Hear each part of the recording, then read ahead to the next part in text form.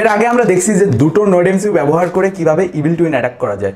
তো আজকে আমরা দেখব যে সিম্পল একটা নোড এমসিইউ ব্যবহার করে আপনি কিভাবে ইভিল টুইন অ্যাটাক পারফর্ম করবেন।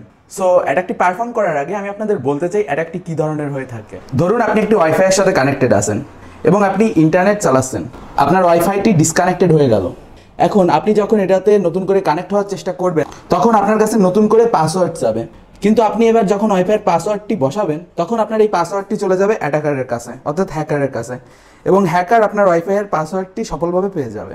তো এভাবে হ্যাকার কিন্তু ওয়াইফাইয়ের পাসওয়ার্ড পেয়ে যেতে পারে এই ডিভাইসটি ব্যবহার করে, এবং এই অ্যাটাকটি হলো ইভিল টুইন অ্যাটাক। এই ভিডিওতে আমরা দেখব যে এই ডিভাইসটি ব্যবহার করে কিভাবে আমরা ইভিল টুইন অ্যাটাক করতে পারি। তো প্রথমত এটাকে প্রোগ্রাম করতে হবে, তো চলুন প্রোগ্রাম করে দেখা যাক।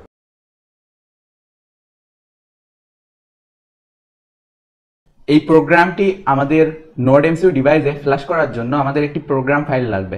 তো প্রোগ্রাম ফাইলটি আপনারা গিটহাবে পেয়ে যাবেন। গিটহাবে গিয়ে ডেভিল টুইন ESP8266 লিখে সার্চ করলে এটি পেয়ে যাবেন, এবং এই জায়গায় গেলে আপনারা দেখতে পারবেন যে এটা আসলে কিভাবে ব্যবহার করতে হয় এবং কিভাবে কি করবেন।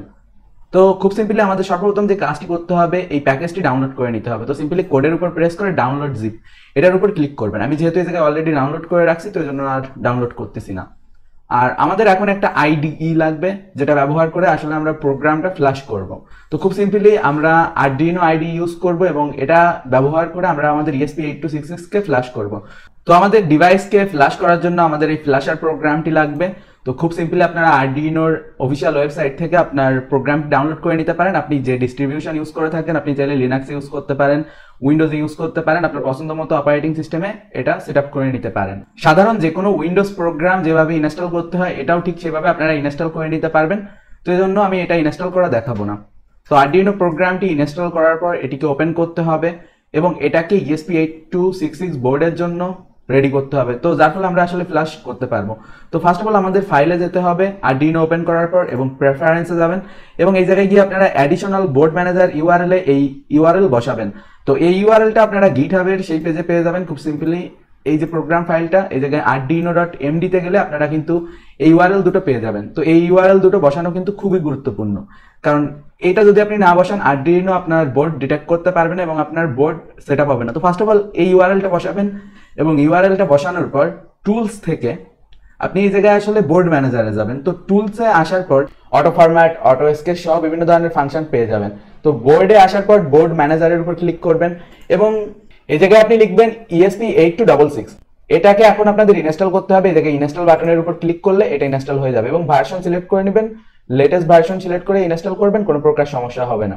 এবং বোর্ড সিলেক্ট করার পর আপনাদের আরেকটি কাজ করতে হবে, সেটি হলো লাইব্রেরি অ্যাড করতে হবে। তো এর জন্য ম্যানেজ লাইব্রেরিতে যাবেন আর ESP8266 এর যে ওয়াইফাই মডিউল রয়েছে ওটাকে ইনস্টল করতে হবে, অর্থাৎ ওয়াইফাই লাইব্রেরি বলে যেটাকে আরডিনোর জন্য। তো এই জায়গায় আসবার পর আপনি সেন্সেস ওয়াইফাই নামে একটি মডিউল পাবেন, অর্থাৎ লাইব্রেরি থেকে একটা মডিউল। তো এটাকে ইনস্টল করবেন।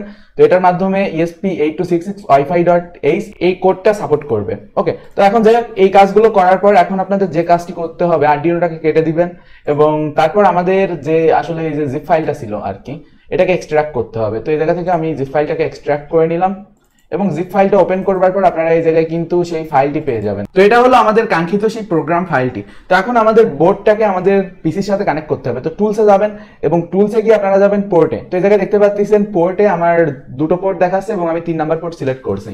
তো এখন আসলে আপনি কিভাবে বুঝবেন আপনার নোড এমসিইউ আপনার পিসিতে কানেক্ট আছে কিনা? তো খুব সিম্পলি নোড এমসিইউটাকে পিসি থেকে ডিসকানেক্ট করতে পারেন, অথবা আপনি কানেক্ট না থাকা অবস্থায় পোর্টে গিয়ে দেখতে পারেন কিছু আছে কিনা। তো এখন আমার নোড এমসিইউটি কানেক্ট নেই। তো এই জায়গায় আসলে কম পোর্ট অন দেখাচ্ছে। তো কম পোর্ট অনে আমার হয়তো অন্যান্য কোনো ডিভাইস কানেক্ট থাকতে পারে, বাট ওটা নোড এমসিইউ না। অ্যাজ লাইক যেমনটা এই জায়গায় আপনারা দেখতে পাচ্ছেন যে আমার পিসিতে পোর্টে গেলে এই জায়গায় দেখেন কমিউনিকেশন পোর্ট অন আর প্রিন্টার পোর্ট, এই দুটো পোর্ট কানেক্ট রয়েছে। এখন আমি আমার নোড এমসিইউটাকে আমার পিসির সাথে আবার কানেক্ট করলাম। তো এই জায়গায় দেখতে পাচ্ছেন কম পোর্ট 3 নামে একটা নতুন পোর্ট আইছে। তো অবভিয়াসলি আমাদের যে পোর্টটা সেটা হলো কমপোর্ট 3। তো এই জন্য এই জায়গায় কমপোর্ট 3টা সিলেক্ট করে রাখা। তো এখন সেটিং গুলো আর কি একটু চেক টেক দিতে হবে। তো এই জায়গায় দেখেন যে আপলোড স্পিড এটা একদম লো রয়েছে এবং সিপিইউ ফ্রিকোয়েন্সি 80 মেগাহার্টজ এবং বাদ বাকি জিনিস আমার এই জায়গায় যে সেটিং আপনারা এটা ফলো করতে পারেন, এগুলো পারফেক্টলি কাজ করবে। তো এখন আমি এই জায়গায় এটাকে ভেরিফাই করে নিব। ওকে, তো ভেরিফাইতে চাপ দিলে আসলে আমাদের কোডটা জাস্ট ভেরিফিকেশন হবে। ফ্ল্যাশ করার আগে কোড ভেরিফিকেশন করা গুরুত্বপূর্ণ, কারণ যদি কোডে কোনো প্রকার ঝামেলা থাকে সেক্ষেত্রে কিন্তু আপনাদের নোড এমসিইউতে জিনিস কাজ করবে না। ওকে, তো কোড ভেরিফিকেশন শেষ। তো এখন আমরা এটাকে আপলোডের উপর প্রেস করব। আপলোডের উপর প্রেস করলে এই জায়গায় দেখবেন যে একটা সবুজ চিহ্ন সামনে এগোচ্ছে। তো এটার মাধ্যমে হলো আমাদের ফ্ল্যাশিংটা কমপ্লিট হবে আর কি। ফ্ল্যাশিং কমপ্লিট হতে একটু টাইম লাগবে। এই দেখেন এবার কমিউনিকেশন পোর্ট 3 সাথে কানেক্ট হয়েছে, মানে কম পোর্টের সাথে, এবং এই জায়গায় আপলোডিং চলতেছে। তো এই জায়গায় এভাবে পার্সেন্টেজ চলতে থাকবে। তো ফ্ল্যাশিং যখন শেষ হয়ে যাবে তখন লিভিং হার্ড রিসেটিং ভায়া আরটিএস পিন এরকম একটা লেখা আসবে এবং আমাদের ফ্ল্যাশিংটি কমপ্লিট হয়ে গেছে। অ্যাজ লাইক যেমনটা এই জায়গায় আপনারা দেখতে পাচ্ছেন আমাদের কমপ্লিট ফ্ল্যাশিং যে স্টেপগুলো ছিল।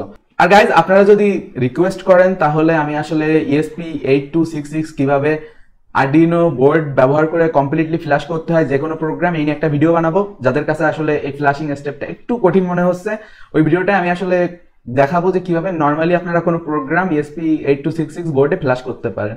তো যাই হোক, আমাদের ফ্ল্যাশিং স্টেপ কমপ্লিট। এখন আমরা অ্যাটাক পারফর্ম করব। সো প্রোগ্রাম শেষ। এখন আমাদের নোড এমসিইউটাকে খোলার পালা। তো খুব সিম্পলি পিসি থেকে নোড এমসিইউটাকে খুলে ফেললাম। এখন একটা পাওয়ার সোর্সের সাথে কানেক্ট করে আমরা অ্যাটাকটা ট্রাই করব। আর গাইস, গিটহাবে এই পেজে কিন্তু আপনারা পেয়ে যাবেন হাউ টু ইউজ, মানে এটাকে আপনারা কিভাবে ইউজ করতে পারবেন। তো এখন আমরা যখন আমাদের নোড এমসিইউটাকে কোনো পাওয়ার ব্যাংক অথবা মোবাইল চার্জারের সাথে কানেক্ট করব, তখন আমরা ডেভিল টুইন নামে একটা ওয়াইফাই অ্যাক্সেস পয়েন্ট পাবো এবং যেটার পাসওয়ার্ড আমাদের বসাতে হবে 1 2 3 4 5 6 7 8। তো আমরা এটা ফোন অথবা পিসির মাধ্যমে কানেক্ট করতে পারি। সো গাইস, চলুন এখন আমরা অ্যাটাকটি প্র্যাকটিক্যালি দেখব। আর গাইস, এই ডিভাইসটি আপনারা প্রি প্রোগ্রাম অবস্থায় কিনতে পারেন, মানে এতক্ষণ ধরে আমি কম্পিউটারে যে প্রোগ্রামগুলো করলাম ওইগুলোর কোনো ঝামেলা ছাড়াই। সেটা আপনারা কিনতে পারবেন newbdshop.com ওয়েবসাইট থেকে। তো এটা প্রোগ্রাম করা অবস্থায় পেয়ে যাবেন। আর এখন আমরা দেখব যে প্রোগ্রাম করার পর আমরা এই ডিভাইসটা ব্যবহার করে অ্যাটাকটি কিভাবে পারফর্ম করব। সো চলুন আমরা মোবাইল ফোনের মাধ্যমে এটি দেখব।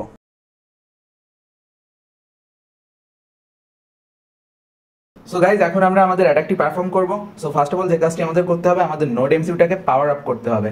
তো খুব সিম্পলি একটা পাওয়ার সোর্সের সাথে আমি এটাকে কানেক্ট করে দিচ্ছি। আমি এক্স্যাক্টলি আমার পিসির সাথে এটাকে কানেক্ট করতেছি।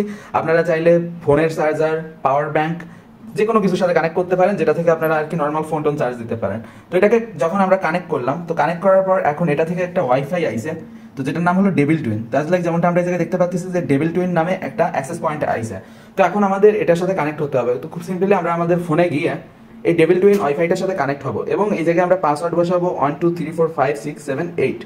তো এই পাসওয়ার্ডটা বসিয়ে যখন কানেক্ট দিব, তো তখন এই জায়গায় দেখেন রিকোয়ার অথরাইজেশন এরকম একটা জিনিস আসবে। তো এটার উপর যদি ক্লিক করেন আপনার সামনে এরকম ইন্টারফেস আসবে।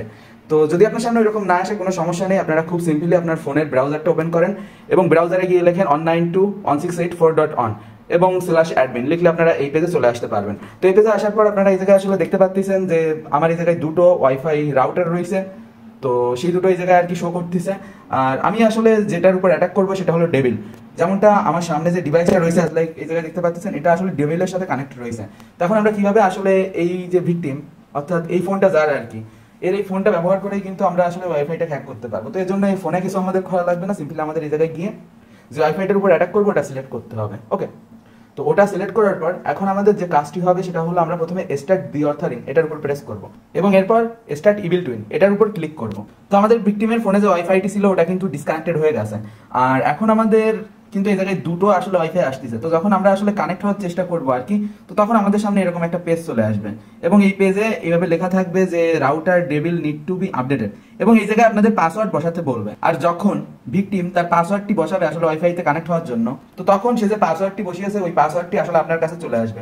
তো যখন ভিকটিম আসলে ওই ওয়াইফাই পাসওয়ার্ডটি বসাবে, তো তখন ওই ওয়াইফাইটি আপনা আপনি বন্ধ হয়ে যাবে, মানে ওইটা আর খুঁজে পাওয়া যাবে না। তো এই জায়গায় যেমনটা দেখতে পাচ্ছেন ডেভিল কিন্তু জাস্ট একটাই রয়েছে। ওকে, তো এই জায়গায় আপনি এবার যে অ্যাটাকার ফোনে ছিলেন ওটা এসে ডেভিল টুইন ওই ওয়াইফাইটার সাথে কানেক্ট হবেন এবং এটার যে আইপি অ্যাড্রেসটা ছিল 192.168.4.1 এটাতে যাবেন।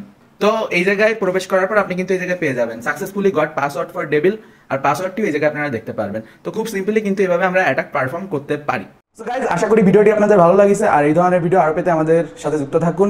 সুস্থ থাকুন, সুন্দর থাকুন। দেখা হচ্ছে পরবর্তী কোনো এক ভিডিওতে। আর এটা কিনতে চাইলে newbdshop.com ওয়েবসাইটে ভিজিট করুন, পেয়ে যাবেন। তো সিম্পলি গুগলে গিয়ে newbdshop লিখে সার্চ করলে আপনি newbdshop.com ওয়েবসাইটটি পেয়ে যাবেন। তো সিম্পলি ওয়েবসাইটে প্রবেশ করার পর আপনারা এরকম ইন্টারফেস পাবেন। এই জায়গায় গিয়ে হ্যাকিং ডিভাইসের উপর ক্লিক করলে আপনি বিভিন্ন প্রকার সাইবার সিকিউরিটি এবং ইথিক্যাল হ্যাকিং এর ডিভাইস পেয়ে যাবেন। তো আপনি আপনার পছন্দ মতো ডিভাইস এই জায়গা থেকে কিনতে পারবেন।